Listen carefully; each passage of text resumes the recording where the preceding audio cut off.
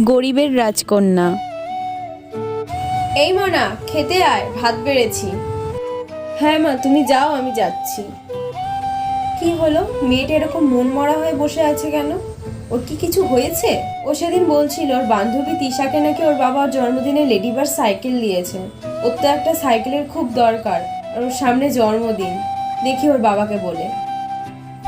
কি গো, সামনে তো মেয়ের জন্মদিন, মেয়েকে দেখলাম মন মরা হয়ে বসে আছে। সেদিন বলছিল না ওর বান্ধবী তিশাকে ওর বাবা সাইকেল গিফট করেছে, ও হয়তো তার জন্যই মন খারাপ করে বসে আছে। কিন্তু সাইকেল কিনতে গেলে তো অনেকগুলো টাকা লাগবে, এই মুহূর্তে অনেকগুলো টাকা কোথায় পাবা তুমি?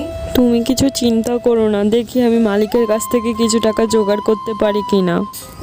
যদি মালিকের থেকে ধার করে এতগুলো টাকা আনো, তাহলে সারা মাস আমরা কি করে কাটাবো? ধার কি করে শোধ করবো, আর সারা মাস কি করে চলবো?